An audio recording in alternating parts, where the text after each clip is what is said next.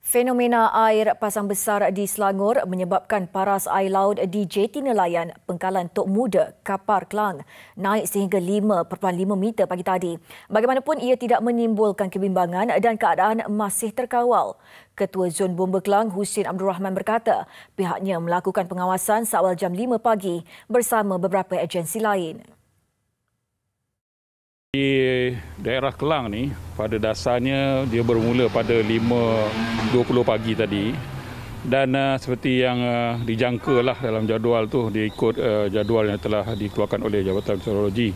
Tambahnya, paras air hari ini adalah seperti yang dijangka dan mulai surut sekitar jam 5.45 pagi di kawasan berkenaan.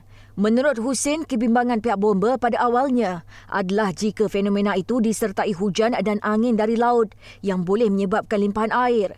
Pihaknya turut membuat beberapa tinjauan di lokasi lain termasuk jeti Pulau Ketam, Teluk Gong, Pandamaran dan kawasan Jalan Banting. Untuk esok, paras air dijangka lebih tinggi iaitu 5.6 meter dan menasihat penduduk termasuk pemancing dan nelayan agar waspada. Sementara itu, tinjauan di Jeti Pengkalan Nelayan Rantau Panjang Selangor mendapati paras air mula meningkat sekitar jam 5.10 pagi dengan ketinggian 5.5 meter. Pemantauan dilakukan bersama skuad pantas Majlis Perbandaran Kelang MPK, pasukan bomba dan penyelamat Sungai Pinang, pejabat daerah Tanah Kelang serta anggota pertahanan awam. Air beransur surut pada jam 6.45 pagi. Tinjauan operasi bencana fenomena air pasang pagi tadi melibatkan 4 kawasan berisiko yang kerap berlakunya limpahan air laut. Dalam banyak-banyak kawasan, kita tengok semua dalam keadaan terkawal. Kawal dan kenaikan, ada kawasan yang tidak dinaiki air. Kalau ikutkan keadaan penduduk semua selamat, tak ada yang rumah-rumah dimasuki air dan kawasan-kawasan semua alhamdulillah dalam keadaan terkawal. Ujarnya, pihak unit bencana daerah Kelang membuat pengumuman awal kepada pihak nelayan dan penduduk kampung supaya berjaga-jaga. Operasi pemantauan akan berterusan sehingga Ahad ini.